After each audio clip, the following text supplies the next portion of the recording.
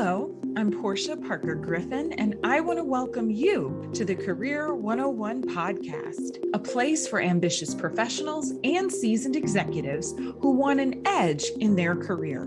We're talking about all of the things you were never taught or told when it comes to career growth, development, and change. Now, let's get into it.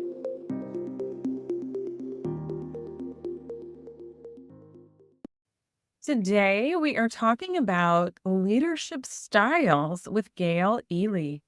Gayle Ely is an executive and nonprofit leadership coach and trainer who partners with purpose-driven organizations to create cohesive work environments that lead to enhanced customer service, expanded impact, and higher revenue. With her passionate leadership model and 6 pillars of passionate leadership, Gayle encourages leaders to harness the passion for the service they provide to ignite others who work with them to fulfill the organization's mission. Hi, Gayle. How are you today? Hi, Portia. I'm excited to be with you today. I am thrilled to have you with us to discuss leadership styles. Leadership is actually one of my favorite things to talk about, Gayle. We've talked about before offline many times in the past, but first, I want our audience to learn a little bit more about you. So tell us about 7-year-old Gayle.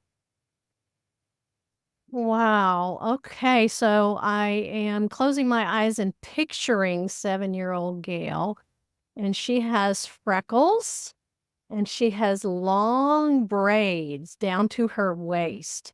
The braids that her mother has, given her because she can't braid her own hair, which became an issue later on when I said, I would really like to be able to do my own hair. So please, can I cut my braids? And so she allowed me to do that, but that wasn't for a while. 7-year-old Gayle was living in the state of Louisiana here in the U.S. and had just been told that we were moving to the state of Kansas here in the U.S. I was in second grade, and I wasn't so sure about what it was going to be like to be in Kansas, and moved there. Had a really cool teacher. That was really cool, was to have a good teacher. And the teacher actually also had a child the same age as me, so we became really good friends. And we hung out. I remember my mother asking me if I wanted to do piano lessons, and I said yes, but then I got a little bit scared when it came to recital time. I was so nervous about being in front of an audience and trying to play, and I think it was because I was already developing that perfectionism that actually has haunted me for most of my life, that I have worked on, and hopefully I now call myself a recovering perfectionist. But I was a little girl. My dad was a pastor. My mom was a stay-at-home mom, and our world centered around church. And I grew up really in a lot of ways with an idyllic childhood and a warm and comfortable home.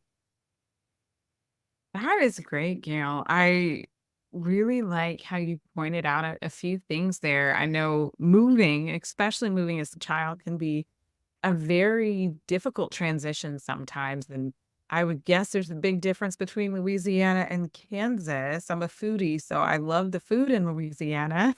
What was stuck out to you in that move? As a 7-year-old, I didn't really understand the move. My dad had a number of churches. They were all in Louisiana, and I don't really remember any of our other moves before that because I was too young. I learned later that the reason that my dad moved his family from Louisiana to Kansas was because of the civil rights unrest that was going on in Louisiana at that time. I also learned that my father was on the cutting edge, sticking up for people who were of color at the time, and even preached a sermon that started out, "This is how Nazi Germany started." And this was back in the 60s. And there was even a newspaper article written about him in the Kansas newspaper about the fear he had for his family. They were burning crosses or crosses were being burned on church lawns, and churches were grappling with issues of integration or not integrate. There's a lot of unrest going on back then. Mhm. And he made that difficult decision to move his family to what he thought was a safer place, to be honest with you. And I know he grappled with it a lot because he was always on the forefront of wanting equal rights for all people. Mhm. Yeah, your dad sounds like a very brave man to speak up for what he believed was right, especially in a time where, obviously, to your point, it might not have been popular to do that in certain parts of the country. So tell us about your first job, Gail. My first job was in retail. It was in what I guess today would be called a discount store, and I was a cashier, and I don't remember much about the person who was my boss, except for the time that, a I don't say not young man, but maybe a middle-aged man came into the store and he wanted change. And he kept saying, "Give me this for this, give me this for this, give me this for this." And I realized after he was gone that he had ended up shorting me. And when you're a cashier, they're gonna count your money and make sure that you're all in balance, if you will. And I was devastated, and I went to my boss and said, "I think that this happened." And I was in tears, and he was so nice to me. And I don't even know, a lot of times you wouldn't even count your own drawer. Someone else would count the drawer for you, the cash drawer for you. And I don't even remember whether I was actually even short. All I knew was that I thought I was. I was terrified as to what was gonna happen. I remember how he made me feel, and that was, "It's gonna be okay." And that was my real experience. First experience was the boss. And as Maya Angelou says, people don't remember what you say, they remember how you make them feel. And that's a huge thing when you talk about leadership. Yeah, I agree, Gail. And that also says a lot about you. It says you're a very honest person, right? And then also to your point of wanting to get things right. So tell us about some highlights or pivotal moments in your career before you started the business that you have now. I have a highlight that turned into a pivotal moment in my career. When my husband and I moved from San Diego, California to Louisville, Kentucky for him to go to graduate school, I took a job with the US Department of Agriculture in a small program that nobody's ever heard of. So I won't go into all the details of that.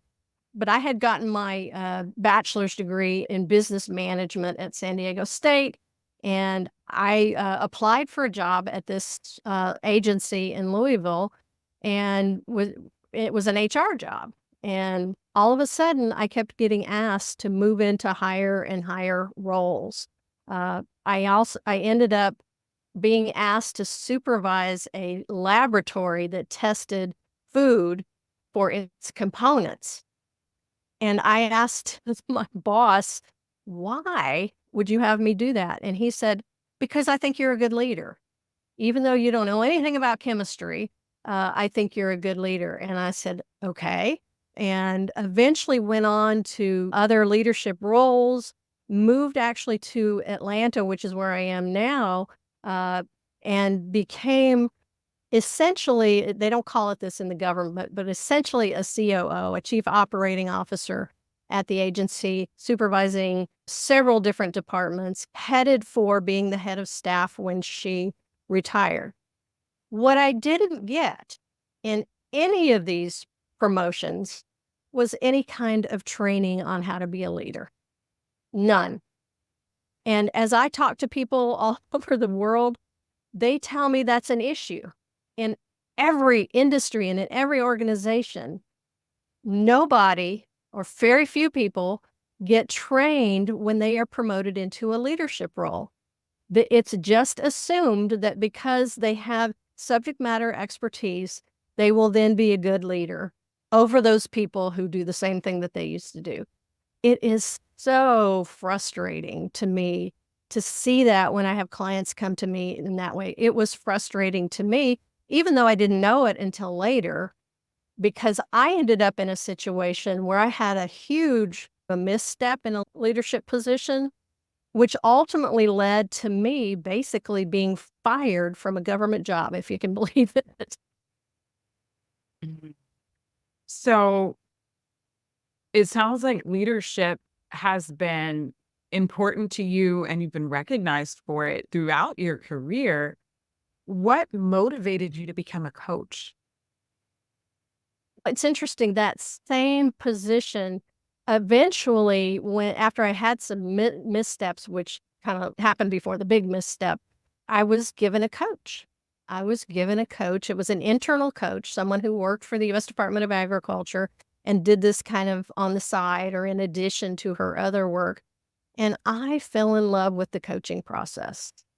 The coaching process not being one that she told me what to do, but being one where she partnered with me by asking me questions and helping me think differently about what were my strengths and what were some things I really needed to work on in order to be a better leader. And it felt safe, it felt affirming, it felt transformative in many ways. And I really enjoyed the process. And so when I ultimately left USDA, I said, I think I want to become a coach. And I think there's so much need for leadership coaching because of what I mentioned earlier. People do not understand that leadership has its own set of unique skills and abilities.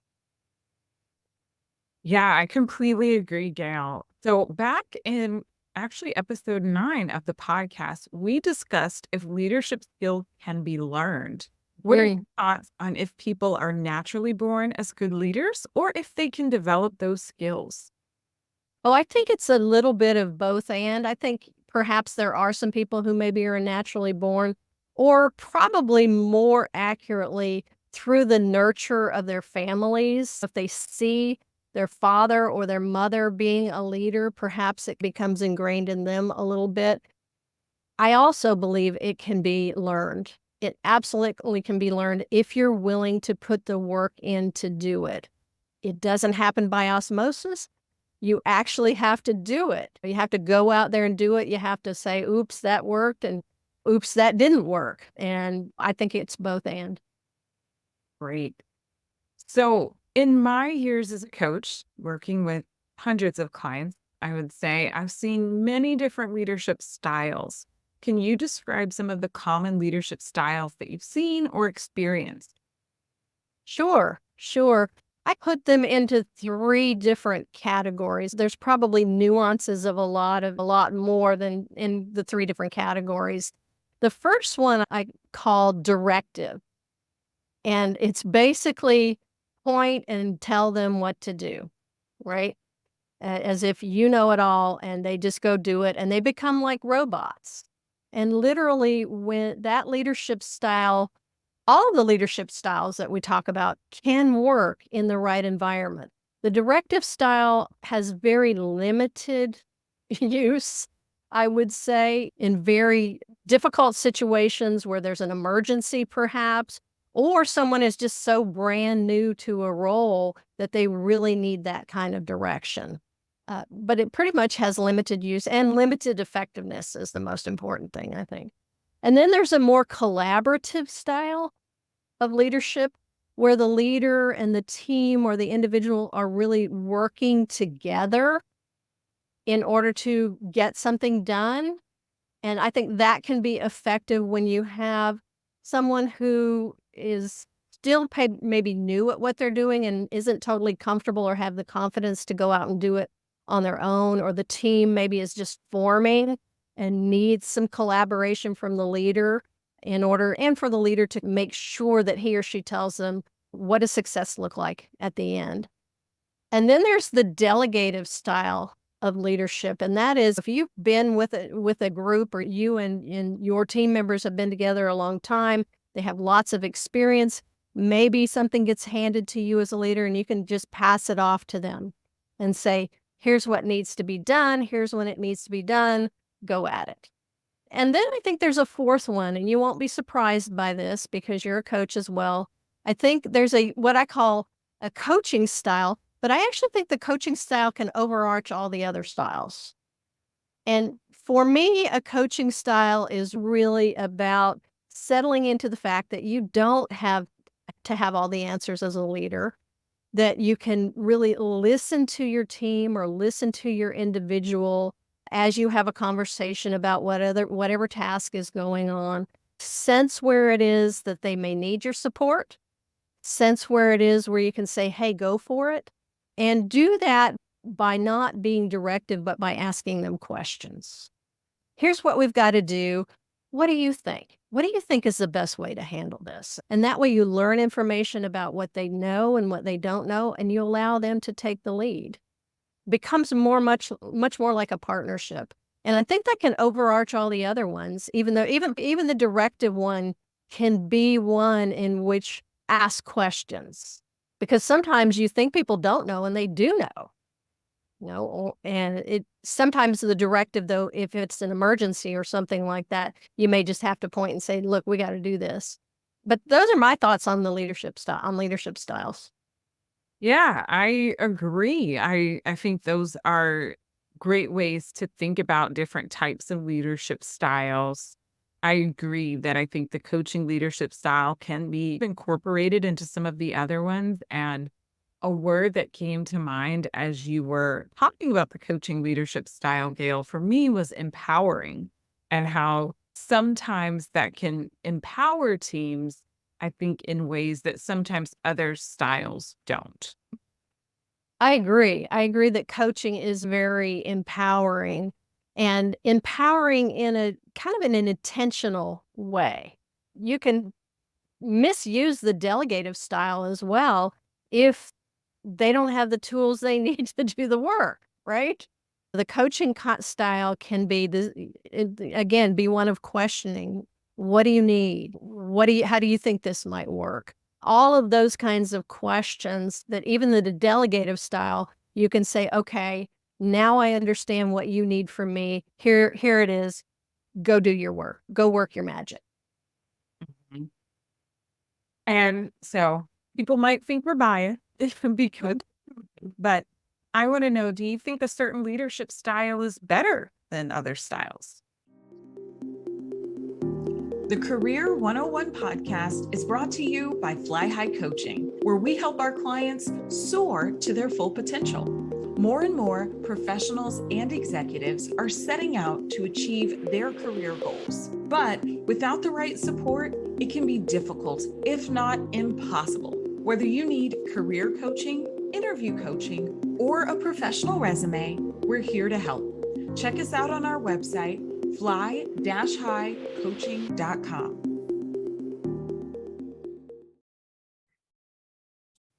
I think, and as I just talked about, really, it's situational.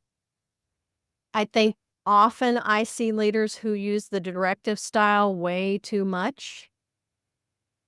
And sometimes that's because leaders often have so much on their plate. They're so overwhelmed that they feel like the easiest thing to do is just here's what you need to do, and here's how you need to do it. And that's it. I don't need you to think. And that's not what they say, but that's what they're really, that's what, that's the impact of the directive style. My experience is with the directive style, there's so much pressure on the leader because the leader ends up making all the decisions, and people just come to him or her and say, "What do you think? What should we do?" Oh my gosh, that puts so much pressure on the leader, and then they get in this cycle of, "Okay, I have to have all the answers." And that's what I see in leaders a lot is the pressure to have all the answers. And that goes with kind of more the feeling as if you've got to be the director versus the collaborator, and this belief that, using a coaching style with lots of questions or being collaborative takes more time. Maybe up front it does, but not on the other side. Because when, as you said, you're empowering people to find their own answers and maybe come to you to just check to say, am I on the right track? Ultimately, it saves time. I think you made a lot of excellent points, Gail. Yes, I've seen many of our clients work themselves into that directive leadership style and then realize it's not working for them, to your point, with all the pressure that comes with that. And then they feel even more isolated from the team.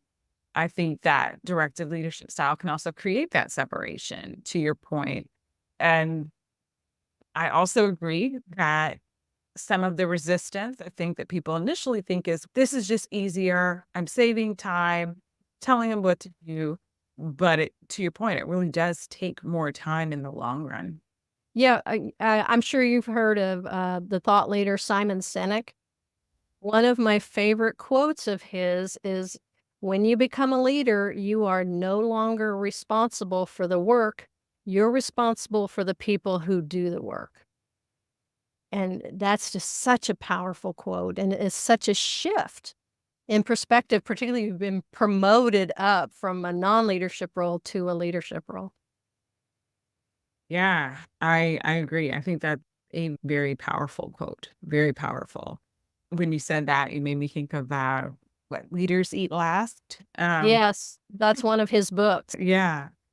Yeah. Um, so Gail, how might a leader know if they need to adapt their leadership style at work? I think one of the ways is to observe, and this is hard to do, is observe yourself and your interactions with the people that you're leading. How are they responding to you?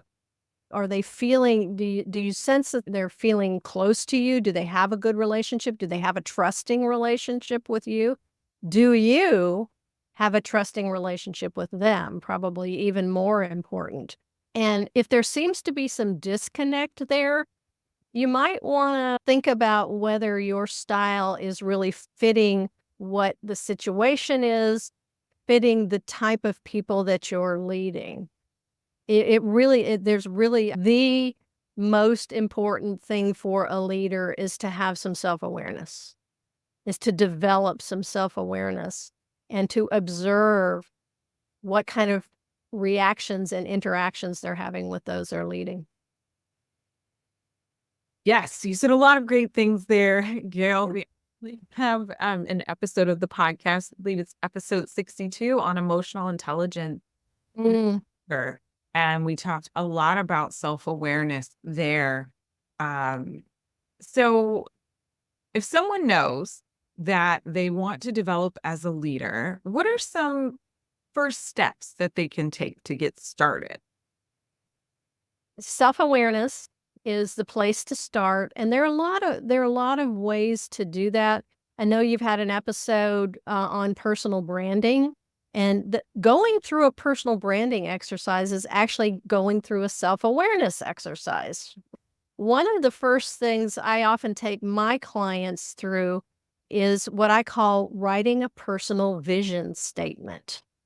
And it's a combination of 3 things. The first is to identify your values, which is also something that you do in personal branding, and also identify what are your positive attributes or what are your strengths. And then the third step in the process of this building this vision statement is what difference do you want to make in the world? And when you put all of those together into a powerful statement, something that really resonates with you, or as I say to my clients when they read their statement to me, it has to pass the goosebump test, right? It has to pass that, "Ooh, this really is me. This is really who I am and what it is that I believe in, what I'm good at, and what difference I wanna make in the world." The statement also becomes a way in which you filter your opportunities. Oftentimes, particularly high achievers are gonna have all kinds of offers and opportunities, and you can filter your opportunities through that lens of a personal vision statement. I think Simon Sinek also wrote the book Start With Why, and he does something very similar in that book, is how do you decide what is really for you? And since we're talking about leadership, I think one of the critical questions for people is, do you really want to be in a leadership role? Oftentimes we say, oh, yeah, because I got power, I get more money, I get all of these kinds of benefits. The headaches often, or the challenges often end up outweighing the benefits. And so a great question is, can I fulfill my vision in a leadership role? Or maybe it's something different. And that's, hey, when you Yeah, can make that decision and feel comfortable about it, it makes life a lot easier. I completely agree, Gail, and I'm glad that you brought that up. I see that with a lot of our career coaching clients. They think the only way for me to progress in my career, to make more money, to get a different title is to become a leader or a manager. Mhm. And that's not necessarily true. Everyone doesn't necessarily want to be in a management role or have direct reports. So there are other ways that you can achieve your goals that don't necessarily include a leadership role of other people as well. Absolutely. What Absolutely. some of the biggest challenges that you've seen people have with leadership at work? I think I'll start by going back to what I said earlier. They're not trained on the skills and attributes that a leader needs to have. When you move into a leadership role, as I just quoted Simon Sinek about now being responsible for the people who do the work, that means you have to really take on a new identity. You have to think of yourself in a different way. You have to think of the people that you're now leading in a different way. And that's a huge mindset shift. And that's a big challenge. That's a big challenge because oftentimes you've been promoted, so you've been rewarded for the good work that you have been doing. And yet your new work as a leader is completely different. So in some ways, you really do need to go back to school. And some people find going back to school is moving backwards. But in order to be good at being a leader, you do have to learn how to do it and learn how to do it well. So that's one of the big challenges. Another one, as I mentioned before, is the belief that you have to have all the answers, which leads, as it did for me in my career that didn't go so well at one time, which can lead to perfectionism, which then leads to not wanting to do anything, stalling out. Or in my case, perfectionism for me led to a my way or the highway attitude. I'm supposed to know it all, so I do know it all, so you better do it my way. And if you don't, I'm going to be upset with you. And you fall into this cycle without even really realizing you're getting into it. So that's another big challenge. And then I think another one is, how do you as a leader mesh with the culture of the organization you're with? I had a client one time that was actually, the organization hired me because she wasn't doing so well, but she had experienced years and years of experience in the role that she had in the organization. And she was hired to lead this group of people in her organization. What it turned out, though, is that she was from the Northeast of the United States, and she came to a Southern company.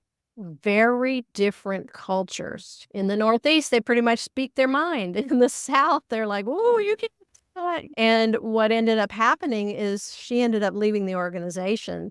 And one of the questions I asked her as a coach was, after talking about what was going on, was, "And why do you want to continue to work for this organization?"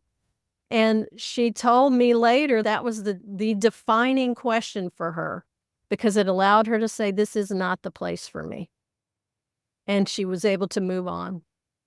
To your point about the coaching style of leadership and asking those thought provoking questions, I agree. I think that was a very powerful question for your client. So, can you tell us more about passionate leadership? Sure, sure. I will tell you that out of the ashes of my leadership misstep, or crash and burn, if you will, came my desire to really want to help people in their leadership role. The next part of my career has been to step in the role of a nonprofit, as a nonprofit board chair. And what I realized is that while we all know that money is important, for me, because one of my highest values is service, and in the nonprofit world, impact is as important. You got to have the money in order to make the impact, but impact is really important. And what I observed in the nonprofit leaders that I was seeing was this huge passion around their purpose, around the mission of the organization. And what I saw that was a gap area was not having the passion for the people who are going to help you carry out the mission of the organization. So that's what I like to focus on, is how to help these leaders who are passionate about what they do, whether they're in the nonprofit or the for-profit space, so that, and then if you think of a Venn diagram, the overlap between passion for purpose and passion for people is power for maximum impact. So having both of those, that's what my birthing of passionate leadership came around what I was seeing in the nonprofit world, but I think it applies to the for-profit world as well. I'm really excited about what I do. I'm not so sure about leading these people, but then you can't have the maximum impact for your clients that you want to have if you don't have both. So that's really what I call the power of passionate leadership. And out of that, I developed the 6 pillars of passionate leadership. And that is really, it's all about the leader becoming the best leader he or she can be. So the pillars are a deep appreciation for both yourself and other people. So there's the self-awareness people, but also appreciating other people as well. The second pillar is a positive growth mindset. And really, a positive growth mindset is about, you're not going to do it well every time. You are going to have failures, but what's the learning? It's having that kind of a mindset. It's having a dynamic vision focus. Leaders really are the ones carrying the vision. And yet what we know is that you can have a vision and then things may shift. So the dynamic part of the dynamic vision focus is being able to shift how you're going to reach that vision when the environment shifts. So being flexible in your vision, even though the vision is, you may have the vision honed in really well, how are you going to get there? You might need to be flexible. The fourth pillar is embodied trust. So it isn't just trust, it's embodying trust in every interaction that you have. That's how you really build trust, is that people trust that they can trust you, right? It's an embodiment of that. It's being able to, pillar number 5 is being able to take inspired action with a calm and clear-headed focus. So even though you're not sure what the results of the action are going to be, you're calm, you're clear-headed, you're focused, and you're taking that, what I call inspired action. And the 6th one is being able to celebrate results. Results, whether they're the results you wanted or whether they're not the results you wanted, celebrate them anyway. And when they're not what you want, you celebrate the learning of them. A couple of years ago, I did a leadership conference, a virtual leadership conference where I shared these. And then I asked the leaders, which one of those do they really need to focus on right now? And I was really surprised that celebrate the results was at the top of the list, because leaders often get focused on what's the next thing, what's the next thing, what's the next thing. Wait a minute. Let's stop and celebrate what we have accomplished. Thank you for sharing the 6 pillars with us. I think that's really, each one of them are really important. And I will say that I think a lot of our clients are high achievers, and celebrating what they've done is definitely something that they can forget to do. We'll be providing a link to your website and social channels in our show notes so people can find you online. What would Okay. be the best way for someone to get in touch with you, Gail? Probably the best way is to go to the website. My phone number is there. You can also schedule just a session for us to chat. I'm always happy to do a complimentary just chat conversation. What's going on with you? How might I be able to help? And As I always say, it doesn't cost anything, but I think you'll get a lot of value out of it. Even just having a conversation often can help you. Great. So now I want to ask you our last question that we ask all of our guests.